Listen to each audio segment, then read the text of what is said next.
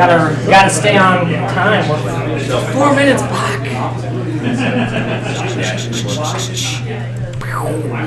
Cool website. All right, I think we're gonna get started, everybody. If you want to come grab a seat, there are some chairs in the middle-ish and a few over here and over there. So get cozy. It's so cold outside, isn't it nice to have like this sauna? So we'll go ahead and get started. Welcome everybody to the Open Government Hack Night. This is episode 132. We're gonna have thank you, yes, welcome. We're gonna have a presentation by Jim McGowan, who's, I guess you've been coming to Hack Nights for over a year now. So I don't know, I guess I'll say one of our very own, right? So that'll be really exciting to hear about some of the stuff that he's been working on. But before we get to that, we have a couple of things on the agenda we always like to go through. We like to go around the room and everybody introduce themselves, just say your name and what you're interested in, why you're here. And then we'll have a brief open floor for announcements if anybody wants to share information about events or news or applications, anything that is like open gov and civic tech related. Oh, and I forgot to ask, how many of you are new? Is this your first Hack Night? Hey, all right. So, excellent. So for you new folks, we actually have a special session for sort of intro to civic hacking that Christopher runs after everything's over. So we'll bring that up again later, but just so you know, that's something for you guys. Yeah, question? You forgot to remind them that they have to pay for the pizza. Right, yeah, exactly. And yeah, you have to go outside and run around the building 10 times. I'm sorry. It's just, it's just the problem. What? Yeah, I'm not going to say. No haste. Yes, actually, we have, yes, on that note, we actually are, in all seriousness, like working on a code of conduct for this event. So like things like that would be like on the no-no list, right? So, but anyways, we'll talk about that a little bit later for those of you who are interested. So I guess, unless I forgot anything, should we do the intros? Okay, so I'll start. My name is Derek Eater. I'm an open data web developer and partner at DataMade. I work out of 1871 here and started this event about 2.5 years ago, almost 3 now. And I like to build stuff with open data. Hi, my name is Christopher Whitaker. I'm a civic technology consultant here in Chicago, and I do a lot of work with both the Smart Chicago Collaborative and Code for America. I'll go this way, Josh. I'm Josh Kalov. I am an open data developer, interested in education data, and I currently work with Cook County government on their open data. Go ahead, Gustavo. I'm Gustavo. I'm a PhD student in public administration at UIC. I'm Neil Salmon. I'm with Online Health Matters, and I'm really thrilled to have salad. we might double the salad order next time. I'm like, okay, I'm into the salad. My name is Daniel Rick. I'm a policy associate with the mayor's office, and I'm excited to talk about a new city website. I'm Kurt Rudolph. I'm a developer at Paris Exchange. I'm Randy, very happy to see people with gray hair in the room and gray, tinges of gray around the room. And I like Python and CPA data. I'm Alex Kahn. I am a data scientist / web developer currently looking for work if anyone needs one of those. And I love recycling. Cool. My name is Sarah. I'm an interaction designer at the University of Chicago. I also love recycling. I'm Steve Isaac. I used to get into UIC. I'm a software developer at a consulting firm. I'm Bradley Robinson, unemployed software developer as well. Yeah, I like coding. I'm really big into sports, Moneyball, fuck that. I'm Andrea Simonstad. I'm a web developer and recent graduate from UC. And I'm here excited to see what the event's about. I'm Zane. I'm a data scientist at Allstate. I'm David. I'm a software engineer, artist, and educator. My name is Tom Shank. I'm the Chief Data Officer for the City of Chicago. I run the Open Data Corridor, Advanced Analytics Units, and other data-related things. James with the math.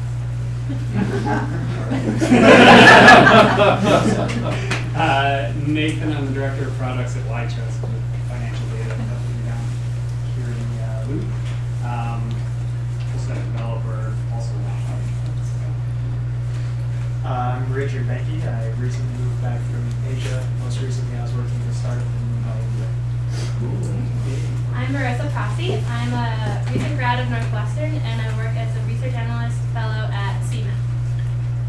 Hi, I'm Alice. I'm also a recent Northwestern grad. I'm a strategic marketer and designer, and it's my first time here and I'm super excited. Hi, I'm Al Ramel, and I'm with the Mayor's Office, and I'm on the Economic Development and Policy team under the deputy. Hi, I'm Danny. I'm a full stack web developer and user experience designer. Just recently graduated from Dev Bootcamp and just looking to work more in the civil side of things.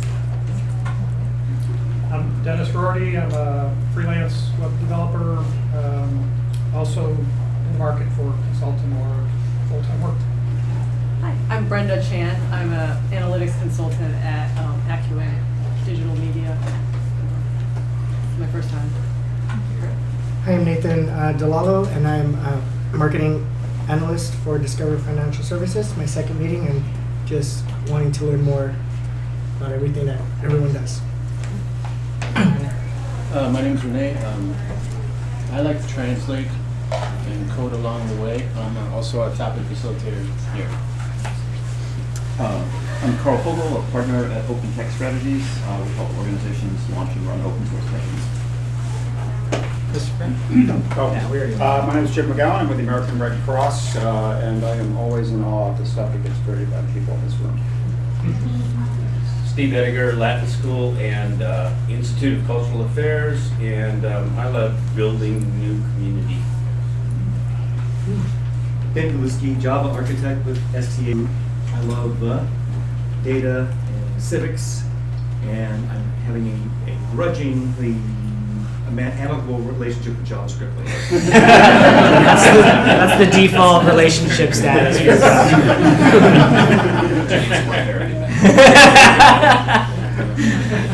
I'm Steve Rankiewicz. I write in several languages. I'm way better in English. My name's Justin Manley. I'm a software developer and a student at the University of Chicago. I'm Peggy Fox. I'm also a recent Dev Bootcamp grad, and I also do data analysis for Chicago Public Schools. My name's Wendy Higgins. Me and my partner David are business owners and developing some interesting things, heard wonderful things about what's going on in this room, and decided to come down and hear what it's all about. I'm David, here with Wendy. I'm a citizen of the Chicago region. I've heard fantastic things about OpenHeck or OpenGovHeck. Thrilled to see what's coming out of here, so I thought I'd come along and see for myself. And I'm a recovering technologist. I'm Linda with Honorary Chicago. I do location-based biographies of the famous, infamous, and just odd stories behind this Brown honorary signs around the city. My name's Ben. I'm a JavaScript and grudging PHP developer. No relationship. My name's David. I'm the Executive Director of the Illinois Campaign for Political Reform, which works on campaign finance reform, transparency in government, and judicial selection and elections. My name is James Bush. I'm an electrical engineer. I write code, and I'm a patent attorney, and I like transparency in government, so I wanted to come check this out. My name is Eric. I used to be a teacher, and now I'm a paralegal at a legal aid organization with Eileen, and novice programmer, but I probably am going to Dev Bootcamp in a couple months, so I've been wanting to check this out for a while. Hi, my name is Eileen. I am also a paralegal at LAF, known as the Legal Assistance Foundation of Metropolitan Chicago. I'm here because I'm interested about what open data can teach us about social services. I'm Nat Kraus. I'm a business analyst at a very small student loan company. I'm very curious about what's going on here. It's my first time. My name is Kira Gerwick. I have a structural engineering background and I'm sort of trying to transition into analytics. My name is Amitabh Chaudhary. I'm interested in transparency and crowdsourcing. I teach data analysis at the University of Chicago.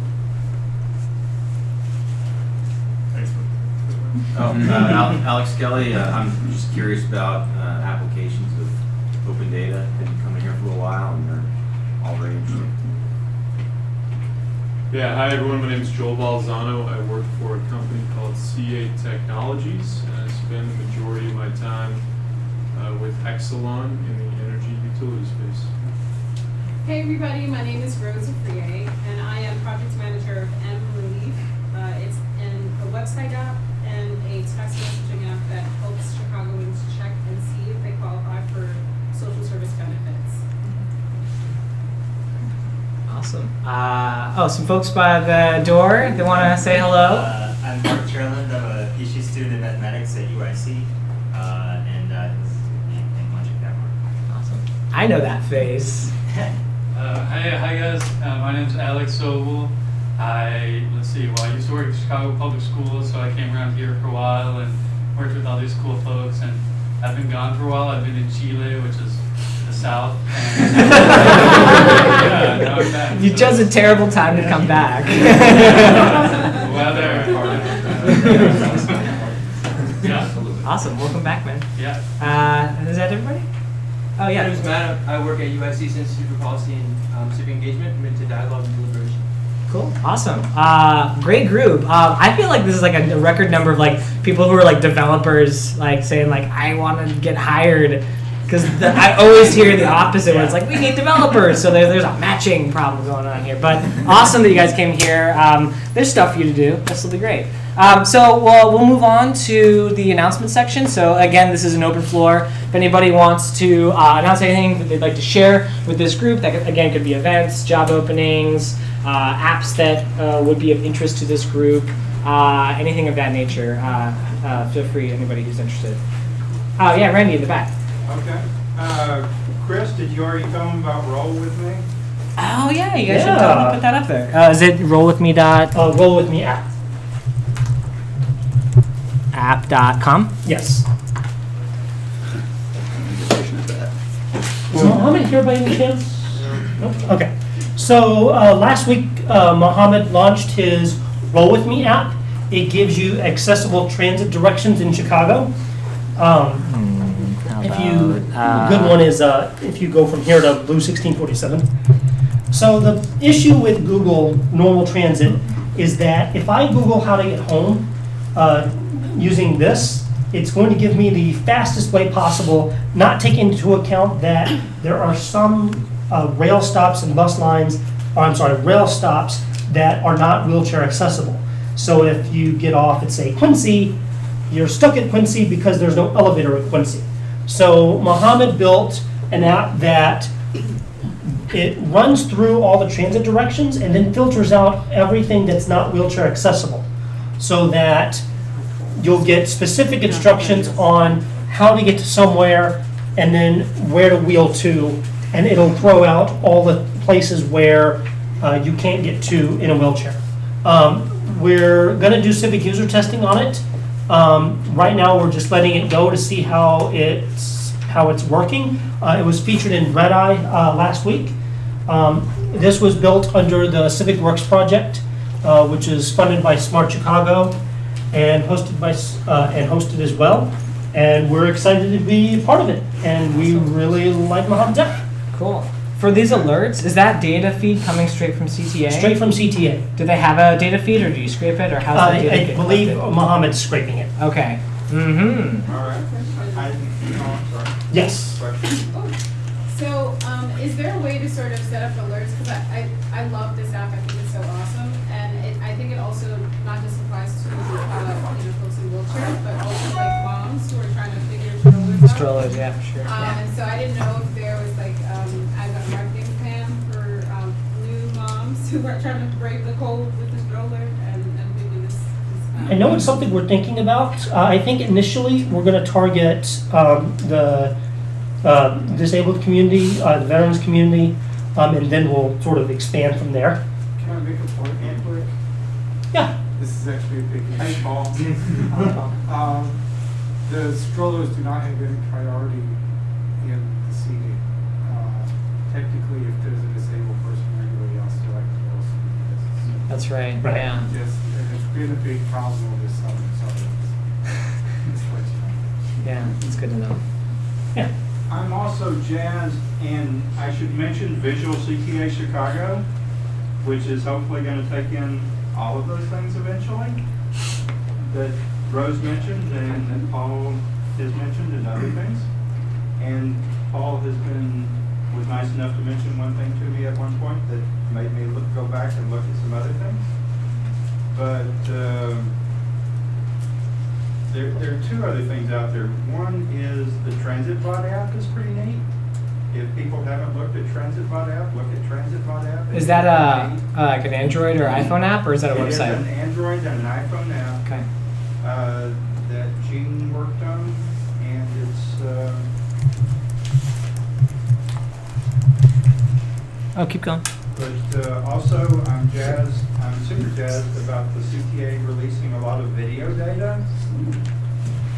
If you haven't looked at the red line and the blue line CTA videos that are out there now, they're really pretty neat. And I don't know if you could get to those quickly or not. Cool.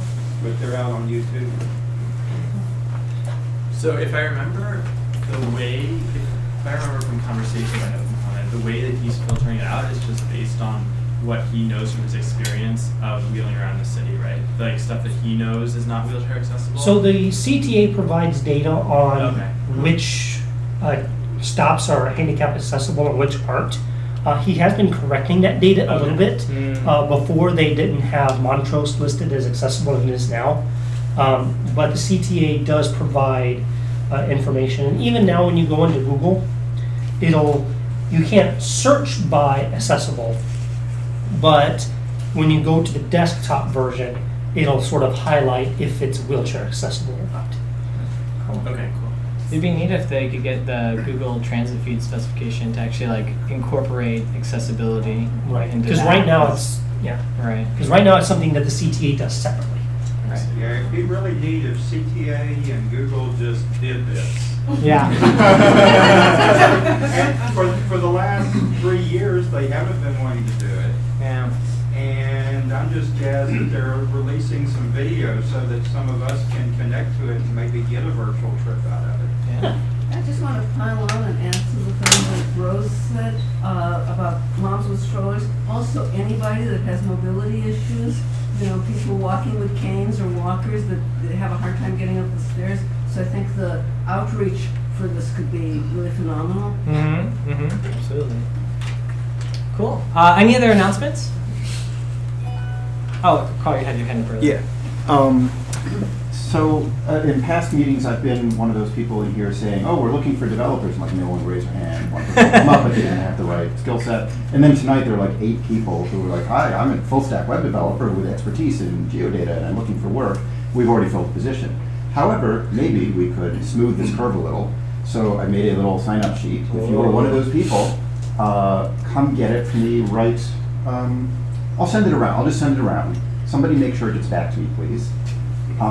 And write down, your name, contact information, your desires and your skills, and I will try to at least maintain a database of this because I hear about a lot of gigs coming through our company or people asking me for local developers. Maybe we can try to turn this into some kind of actual resource that both sides can use. So I'll start it over here. Yeah, cool. And if you don't need to sign up, just pass it to the next person. Awesome. That's a problem. Thanks. Huh? Me too. So Daniel, what you got? Yeah.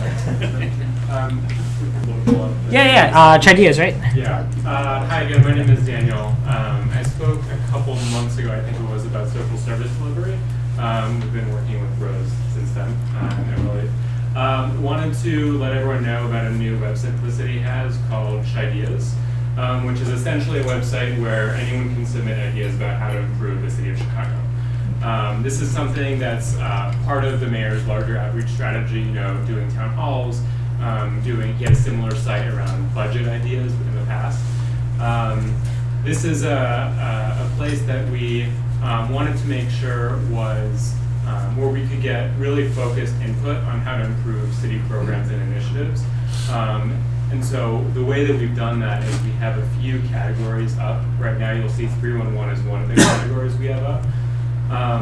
Everything that's on here is tied into either an existing or an upcoming city initiative that we think can really benefit from public input from any Chicago residents.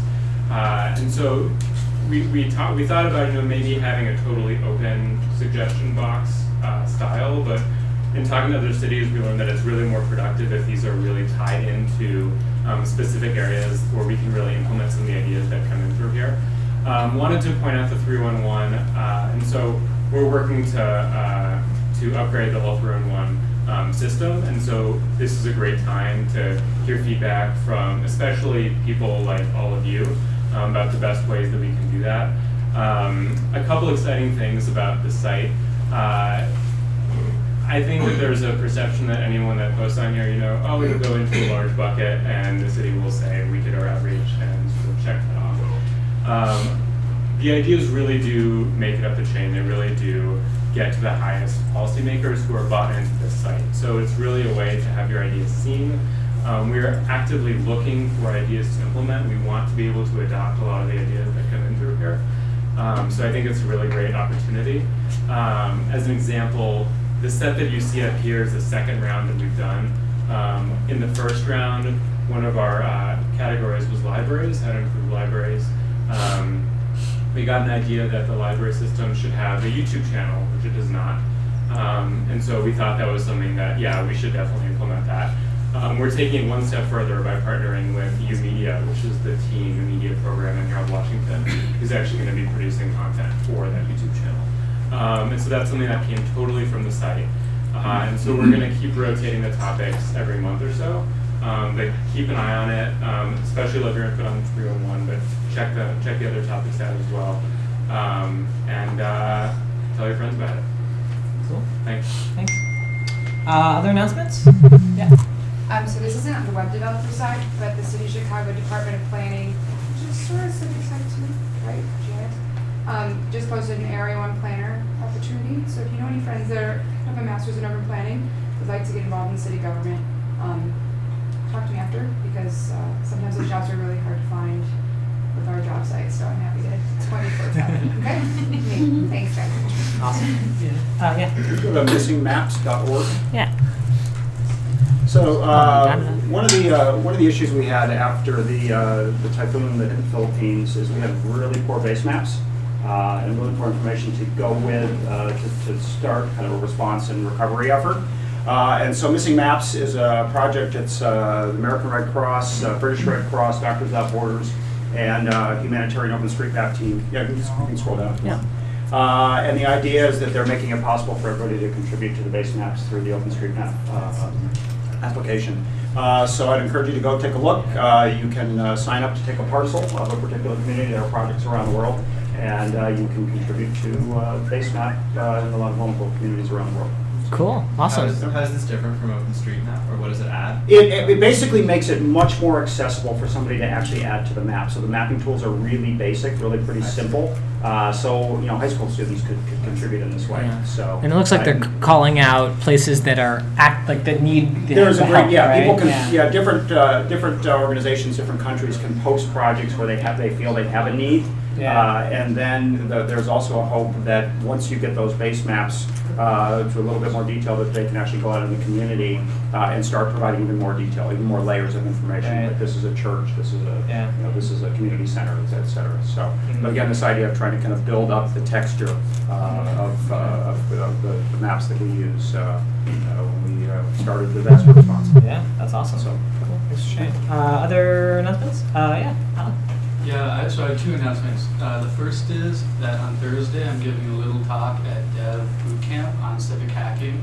And if you're here, you probably don't need the talk, but it's cool because it's a lot of people who are in this development boot camp. They're learning to become web developers, and they really want to work on side projects and have skills that they can show off to employers.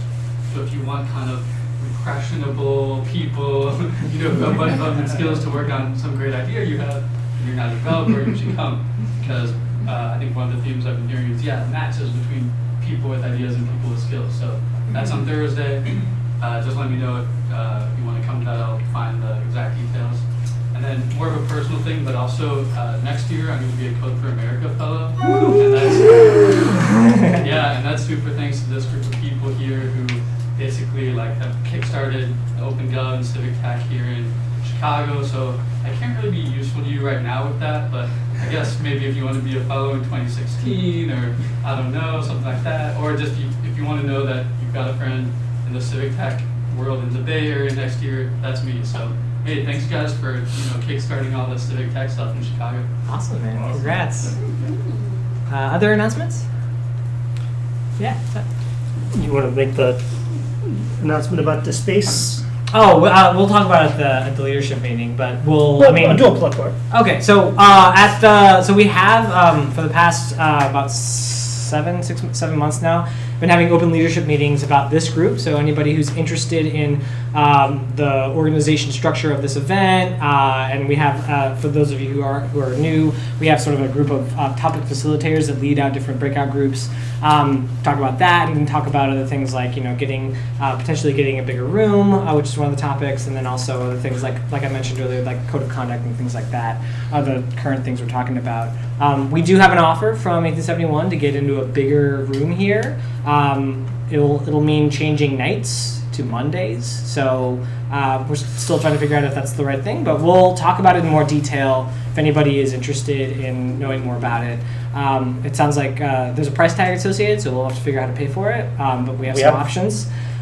So if anybody's interested in that stuff, we'll be talking about that around 8 o'clock or so, kind of after we've done the presentations, after people have kind of broken out into groups. If you're interested in all and talking about any stuff like that or have ideas or suggestions for this particular event, that'll be the place for it. So cool. Any other announcements? Yeah. I have one while we're talking about Dev Bootcamp and mapping apps. At Dev Bootcamp, we made an app called Divi Maps. If you want. Oh yeah, I've seen this. I think. Oh. Yeah. .org or .com. .com.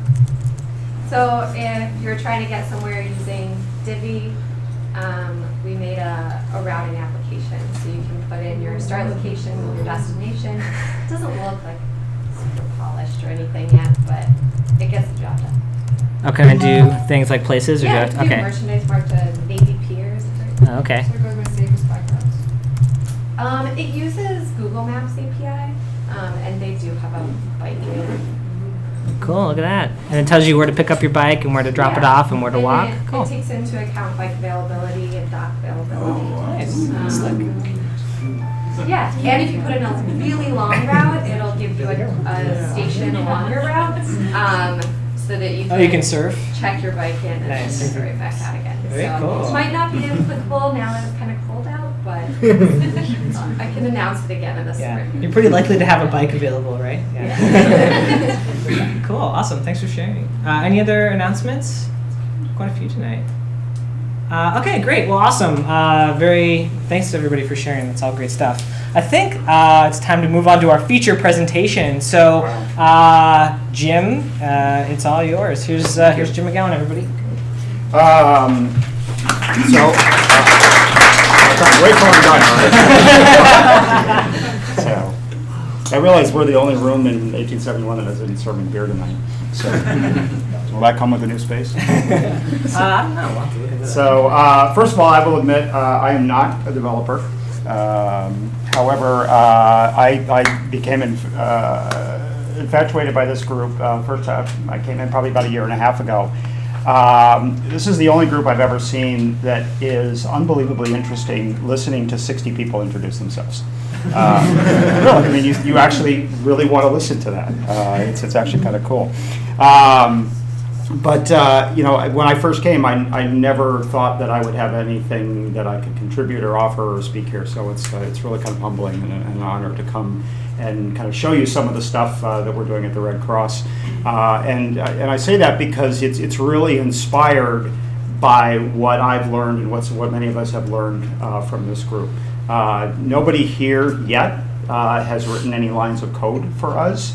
But you've given us the inspiration to realize that we can do things differently than the way we always used to do as an organization. So part of my getting up here is just wanting to say thank you to this community for helping us see how we can do things better for our clients and for our volunteers. So I'm actually going to switch over to this real quick. talk a little bit about, talk a little bit about what I do and what the Red Cross does. So I am the Director of Information Management and Situational Awareness for the North Central Division, which basically is everything from Idaho to Illinois, if I do the map towards you, Idaho to Illinois and in between. So the Red Cross is organized into 7 different divisions based on geography, where disasters happen, where we have volunteers, et cetera. So there's really a couple things that I do. First of all, if there's ever a large scale disaster, I go out in the capacity of what's called planning or planner. If you know anything about the incident command system, you have operations, logistics, finance, planning. Ops are the people who do things, logistics are the people who get things, finance are the people who pay for things, and planning are the people who know things. So it's our job to know things, to provide situational awareness, to do planning for the disaster response, et cetera. I also try my best, and I still have a lot of learning to do in this regard, to be able to pull data together in a way that everybody in our organization can tell the story of what we do. And it's something that all nonprofits struggle with is how do we get all this information together in a way that we can give it back to our staff and to our volunteers so that they can go out and say, here's what we accomplished. And so that's really a big chore. And then the third thing I do is I manage our disaster dispatch program. So I have a team of 30 volunteers who dispatch 24/7, and I'll talk more about how that dispatch program works and how we operate, not only here in the city of Chicago, but now because of the application I'm going to show you, we're going to start dispatching for Idaho, Montana, North Dakota, Nebraska, et cetera. So that said, my job is not everything I just said. My job really, when it gets right down to it, number one is to serve our clients, first and foremost. And if that's one, then 1A is to make sure that every volunteer that I work with has a meaningful experience with our organization. So, that's something I'm always reminding myself that that's really our focus. We're a 95% volunteer organization, and so really my job is not to be a doer. Most people in nonprofits are, and we always want to be doers and fixers. But really our job as empowerers is to make sure that our volunteers have really good tools to work with, have all the support that they need to go out and do the good work that's required of them every day. Just real briefly, the Red Cross as a movement was founded in 1863. There's 188 societies around the world, 97 million volunteers.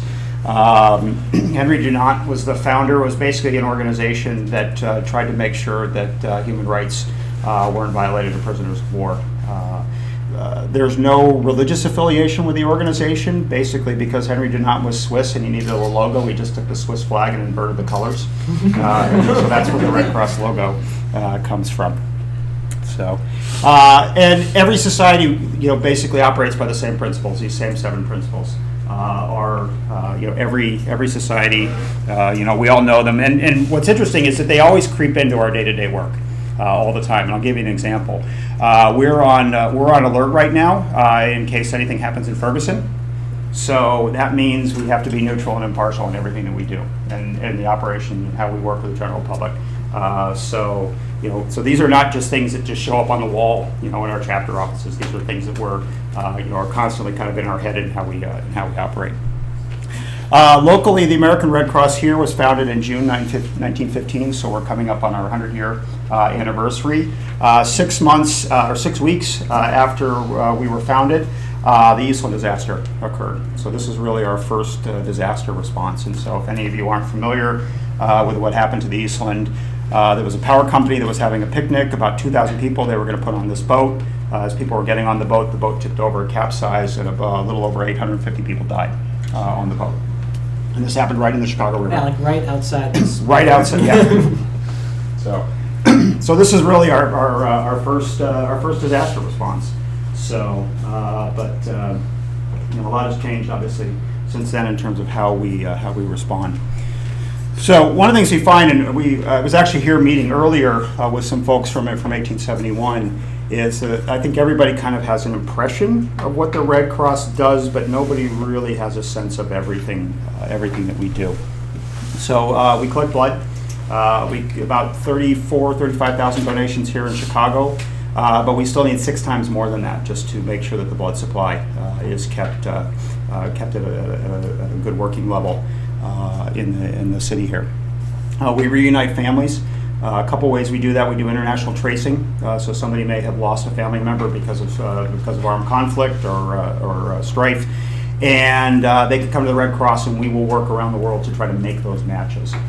We also work with the armed forces. So if, say, you had a family member who was overseas, maybe a father passed away and you needed to get emergency communications to that service member, because of our neutrality, we can be that communicator and basically advocate for the family and ask for that service member to be flown home so that they can attend services. And then we also have a program called Patient Connection, and where anytime there's any type of mass casualty incident, we have a HIPAA exemption, which means that we can transfer certain types of information. If you're looking for a family member who may have been hospitalized, we can share that information to make matches. So, like after a plane crash, what you saw in San Francisco a little while back, we can kind of be that matching agency. We actually drill Patient Connection at the marathon. That's when you think about the marathon, really is a big mass casualty event. So seriously, you get about 250, 300 people who are going into medical tents and don't have cell phones, and so we play that matching role. We teach classes, lots of classes, 88,000 people here in Chicago, whether first aid, babysitting, swimming, etc. A lot of public health outreach, especially overseas. But now even here domestically, especially with Ebola, we have 17 staff currently in the Chicago area who are working on Ebola right now. So it's a very big part of what we're doing locally. And we help people prepare. So lots of preparedness outreach and teaching people really basic things about installing smoke detectors and putting film over their windows to reduce their need for heat and space heaters and things like that. And this is outreach all over the city. And we're actually starting a national smoke detector campaign in which we'll be installing thousands of smoke detectors around the country. And we respond to disasters. So most people know about the big disasters, about the Katrinas and the Sandys, but we're going to disasters every day, and of course every night. And I know some of you probably woke up this morning, you were trying to get downtown, and you realized that the Brown Line wasn't running quite the way you had hoped because of a 3-alarm fire in a school building on Sedgwick. So we respond locally to 1,200 disasters a year here in Chicago.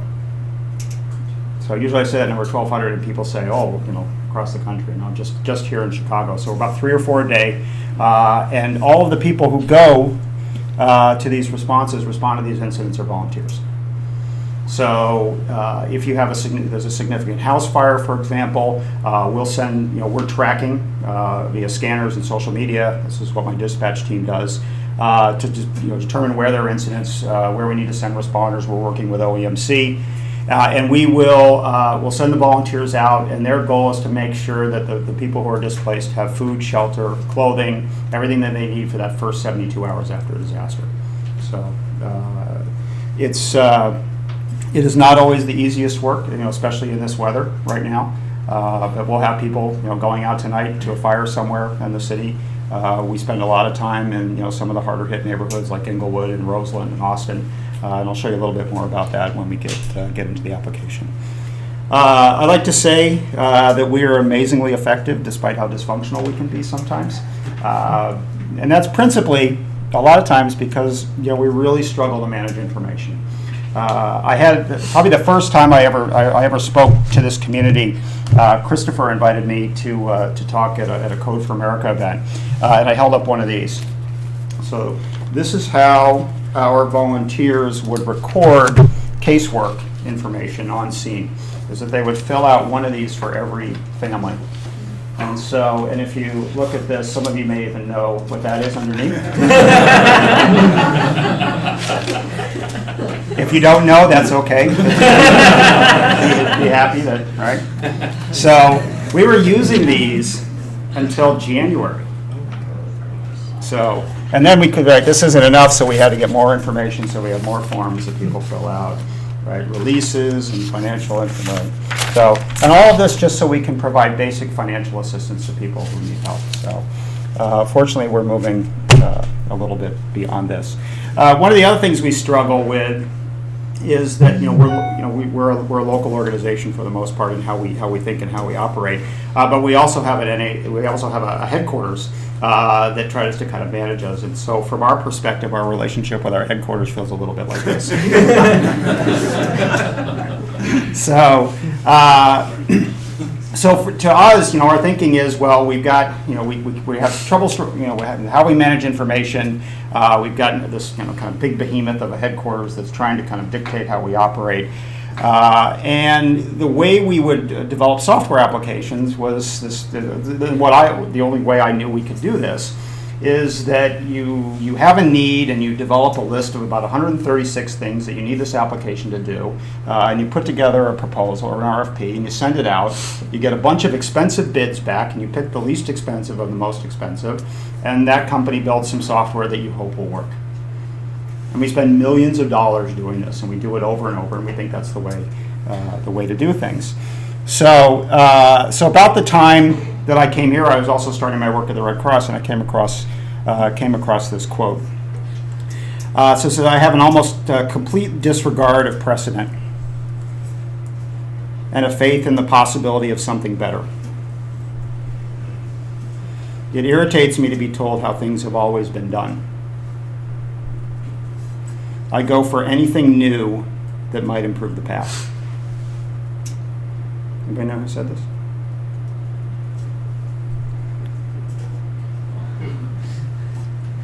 So it was with this kind of inspiration that we decided that we were going to try to do things a little bit differently, and that we were not going to go down the road of trying to develop these big applications. And so with a colleague of mine in San Francisco, who was this amazing hybrid, a really good Red Cross volunteer, and really talented Rails programmer, we started building an application that I'm going to demo for you called DCSOps, which is a tool that allows all of our volunteers to schedule themselves for disaster shifts, and then it allows us to manage the incidents.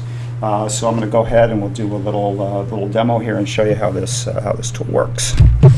Let me switch back here. So it used to be that like any good organization that only uses Excel and Word to manage everything, that we managed all of our scheduling for all of our responders on a variety of spreadsheets. And we'd have a spreadsheet for Lake County, and we'd have a spreadsheet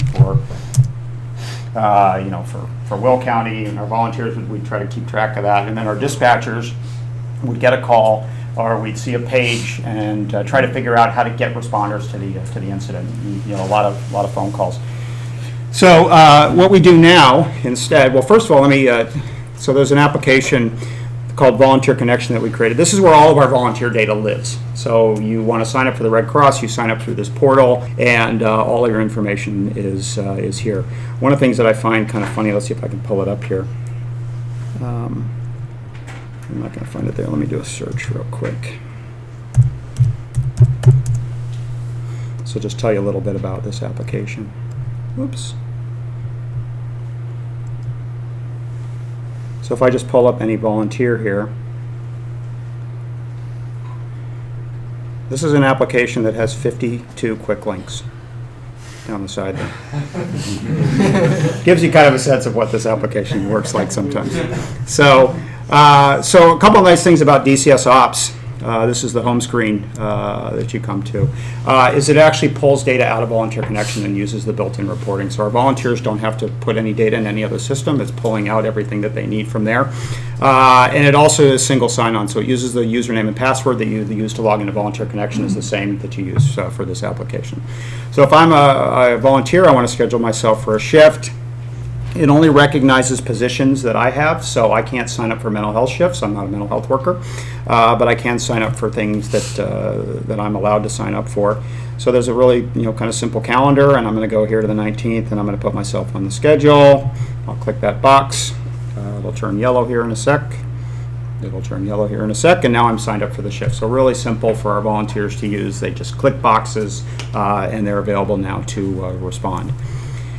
When it comes to managing incidents, we get notifications from the City of Chicago. We have a paging system for which we get incidents. Our dispatchers call and determine whether the Red Cross is needed. We always respond proactively in the City of Chicago. So we were at the school fire this morning. We were at the plane crash that happened down on the south side. And so we'll go ahead and create incident reports. And this is the home screen for incidents, which shows basically a listing of all the most recent incidents down the left-hand side here. The last 15 responses in the city. And I can zoom in, and you can see we're a lot on the south side, west side, but we still go to the north side fairly often as well. So if I want to create an incident report, these are open incidents kind of around the country currently that we're tracking. So I'll go down here. I'll create an incident report. Let's just see what happens. I'm just curious. There we go. It's a disaster. There it is. There's our disaster. So it auto fills in all that data, and then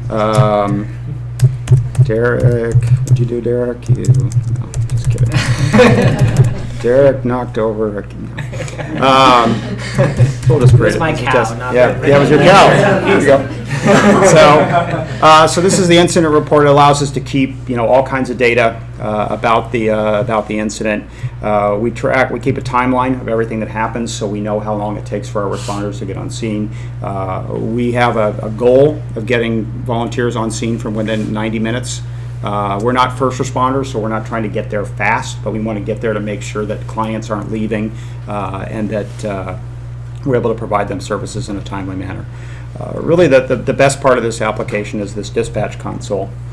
And so what I see here as the dispatcher is all the volunteers who are on the schedule. First of all, they're all on this map up here, but more importantly, they're listed down here. And so, actually, I think maybe I got myself on the wrong day on the schedule. I think I put myself on the 19th, didn't I? So let me go back and fix this, because this demonstration's not going to work otherwise. Yeah, let me put myself on. There we go. And we'll go back.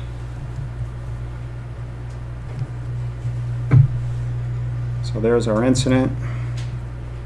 And so now I need to find responders to go to the incident. So I have everybody here listed who is either on a schedule. We also keep a flex schedule as a backup with the distance and travel time away from the incident. I can create a recruitment message, so I can type something out saying I'm looking for 2 responders to go to the merchandise mart because Derek's cow knocked over a lantern. Then once I put that recruitment message in, I can just click this send SMS button. We're using Twilio to basically send out text messages to all of our volunteers so we can do mass recruitment. And then if I want to assign myself to the incident or assign anybody to the incident, these are customized directions from my home to where the incident occurred. And I can assign myself as a responder. And I can send myself an SMS or an email that gives me details about the incident. So if I save that assignment, I'm now assigned to the incident. And hopefully here in a sec, yep, there's my, not quite, yeah, there it is. So there's my text message saying you were assigned to 15-0907 at the merchandise mart, and then there's a link that will open up my mapping application that will give me directions to where I go to the incident. So we also have the ability then, once we assign our responders to the incident, we can still communicate with them by text. So I can send a message. I can send a map link, other responder contact information. And then our responders have the ability, if I want to go in here and talk to the dispatcher, if I type in arrived, and we'll send that. And we'll just go ahead and reload this.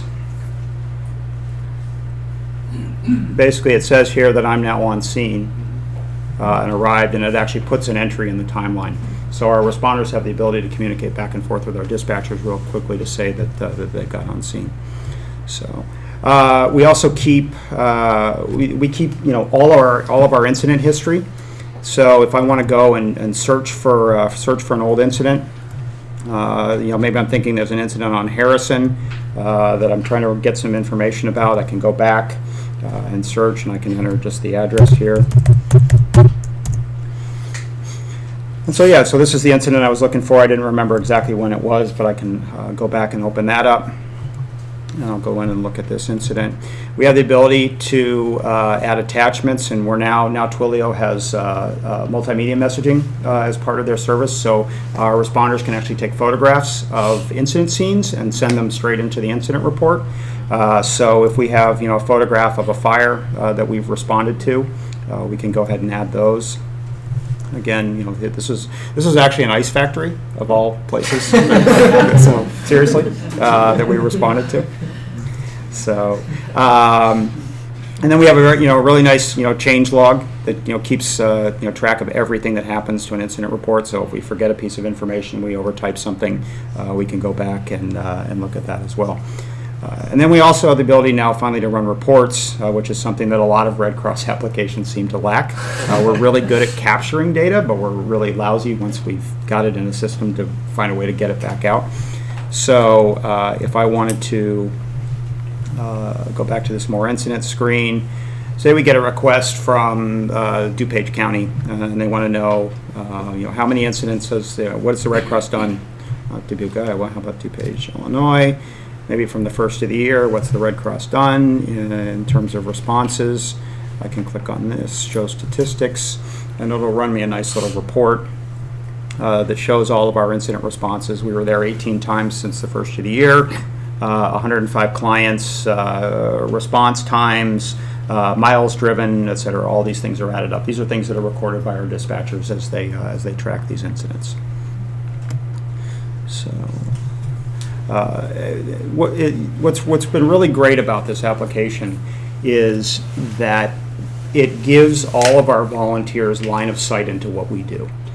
Most of our volunteers kind of, they were kind of free agents in some way. They would go to an incident whenever called, but they never really had a full sense of what we do collectively.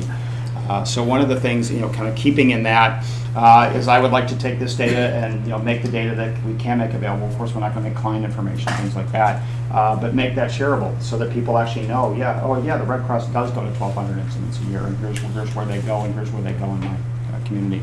But that transparency now has totally changed the way we engage with our volunteers because they schedule themselves, they're proactive, they can see everything that's going on, and that has led to some really interesting growth in this application. So we started it in San Francisco, we brought it to Chicago, and then we went to New York and Los Angeles and San Diego. So now about Red Cross chapters that serve about 20% of the population across the country are now using this application to manage their incidents. And we're going to be rolling it out across our entire division. And looking at building a volunteer dispatch team that not only looks after Chicago, but looks after our entire division. So we'll have people in Boise and Kansas City and Minneapolis all tracking incidents and all managing the work that we do in terms of these responses from all over our region. So, questions? Good. Yeah, so you mentioned you built the app working with the volunteer. I'm curious, was this volunteer work, or was there, I'm guessing maybe not, and if so, then what kind of, did you have to run through procurement hurdles? And how did that work with the mothership, So he's also, he is a volunteer, he also works for a drone company called Kespri, which is out in Palo Alto, or in Menlo Park, I think. And but he did it as a volunteer, and we basically just launched the application, and we just did it. We didn't get permission. It's hosted on our own servers. It's not something that's been blessed, but it's been recognized, and it's been popular enough that our national headquarters hasn't really, and it just kind of keeps growing. We keep adding to the number of people who are using it. I would say. I'll use the term. I'll try to. We're kind of outlaws in some respects, but it's not. It's what we needed. This is what we needed to do. To be effective. So that's how it came about. So. Do you have any minutes? Yeah. Good. Oh, okay, sir. First, congratulations for the project. It looks amazing. Thanks. I was just curious about other data sets that you are integrating with. So, for example, the incidents, where does this data come from? So it seems to come from before. We get the incident information from multiple sources. We subscribe to a service called IPN, the Incident Page Network, which is actually something that I think was really Twitter before there was Twitter. If you wore these little pages and you got these little like long alphanumeric, like 140 characters, here's where the incident is happening. Anytime fire or police department resources are deployed, you would get one of those pages. So by the way, when we get these pages, we also get things that happen, so again, anytime the fire department is deployed, so we get these little pages called IFEs for in-flight emergencies. There are a lot more things, bad things happening in air with airplanes than I would ever want to know. It's like, no, because you get these pages that will say, inbound flight with smoke in cockpit, 5,800 pounds of fuel, 127 souls. So that's how they write it. So so we do that, but we also follow social media. So one of the kind of things we would love to be able to do is to be able to input these sources right into the application so our dispatchers can see it and have all of that aggregated so that they can really quickly decide when and where we need to respond. We'd also love to get fire department contact data so that when we have an incident and we locate it, we know exactly who to contact, which would seem to be a fairly simple exercise. All the source code lives at github.com/Red Cross. So we hope to be adding things to this application, but that's where it lives. So good. Okay, Jim, you mentioned scanners and social media, and now the IPNs. Yeah, IPNs. IPNs is actually very old school, but yeah, I wore a pager for a long time. Yeah. And so, first I'll mention a guy named Chicago Scanner on Twitter. Yep, we follow them. And then I'll follow that up with, he's pretty neat, but what is the current way you're doing separately? How are you doing social media, and how are you doing scanners to get data? Typically, a scanner is like a secondary. Because usually we'll find about an incident, any 3 or 4 different ways, because everybody's putting the information up. We usually only turn on the scanner. Radio Man 911 is, I don't know if any of you are familiar with that website. Yeah. Radio Man 911 is, you can go and listen to scanners all over the city. The TuneIn radio app, you can listen to the Chicago Fire Department scanners. So usually we're going to scanners to get kind of additional situational awareness. One of the tools that we use is Derek's vacant and abandoned building finder. Yeah. So that we will go and we will look at that to see if and when the building has been reported vacant, and then we'll go to a scanner and see if we're hearing anything that confirms what Derek's app is telling us. It's great to see this. I was actually a disaster response volunteer in the late 90s and did a re-engineering project where I was a volunteer looking at service delivery. So it's all coming back, isn't it? Yeah, I know. So one of my questions was, I see we still have the paper-based. Yep. And I know even with the service delivery then, I don't know how far this gets into service delivery, because when you're at a scene, you give a voucher for a place for them to stay at a hotel, voucher for food and clothing. Everything goes on a little debit card now. Debit card. Yeah. So, but yeah, I mean that's the companion app that we need to build for this, is that tablet or phone-based application. And by the way, we do use this application on a phone or on a tablet. It scales well. But having that ability to input that client information and use the tablet in a way that really makes it effective. So, for example, if I've got 5 pieces of paper for you to sign, I can combine that all onto one screen. I can have you sign it with your finger. But better yet is in the beta that we're looking at is putting across the top buttons for Spanish, Mandarin, Polish, so that you can change that paperwork into the language that the person can understand, so they really know what they're signing. So it's something that we're looking at, but this is keeping us plenty busy. So good. I think it's great that you guys were able to get this up and running with volunteer work, but that doesn't really seem sustainable in the long run. So do you have a plan for how you're going to kind of make that a real, like make maintaining and extending this application a real part of the organization, and how you're going to legitimate it to the higher ups? So I think the legitimating process is happening. And it's really, you give a login to our, to somebody, and the next thing you know, we go in and we see that they're showing it off and sharing it with people. Yeah. So I think in that sense, we're having some success. One of the ideas that we've been floating around is this idea of something called Red Cross Labs, which would basically become kind of an in-house software development team. I think while we can do a certain amount with volunteers, eventually you need some paid component that is managing that effort and has the skills to do that. So I think that if we could bring that talent in-house and become kind of an incubator for Red Cross applications, I think that's the way we would like to try to sustain this. And we floated that idea with limited success so far, but I think that the kind of and I don't want this to sound disrespectful, but when we tell people that we are developing an application with open source, they say to us, "But that means my data isn't secure." Right? We have to win that kind of that change of mindset of how these applications can be developed. But really, what we should be doing is creating really unique volunteer programming opportunities for people to build applications to help disaster response, and that's really kind of the long-term vision. Good. I take it from what you said earlier that each metro rolls out its own servers and in its own data set, database. Actually, everything's it's combined. So, for example, if I wanted to go in and look at, let's go see what's going on in New York right now. So here's New York. Oh, one big disaster. Yeah. So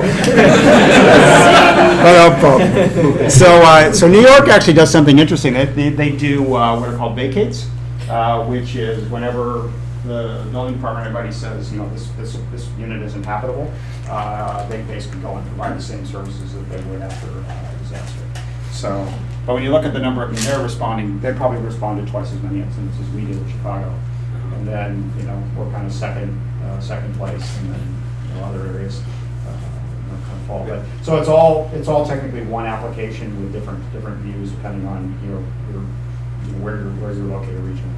Yeah. So my question was actually going to be about scaling. I can imagine if you've got an emergency, you're going to have to scale that up pretty fast. Right. Well, right now we're not using this above your standard local incident. And that's something that we really struggle with. I'm surprised nobody's asked me about the ProPublica article that came out that was fairly critical of our organization. We have trouble scaling from that kind of small incident up to really something big. Oh, sorry, wrong one. And everybody does, for that matter. So this is not yet designed to be scalable to something like a Katrina or a Sandy yet. But it's something that would help. And one of the reasons why we have trouble managing large incidents is we have trouble managing the information around them. And thus, if you can't manage the information, it makes it really hard to manage the people and the equipment.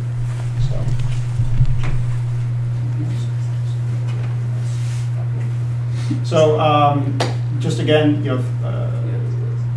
thank you to everybody who's been a part of this. For giving us the inspiration to realize that we can do stuff like this. We're really grateful to be a part of this community, and we look forward to continued partnerships. So thank you. Awesome. Thanks, Jim. So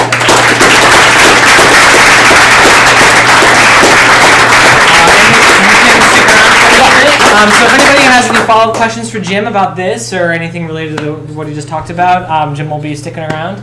All right, so we'll move on to the civic hacking portion of the evening. Before we break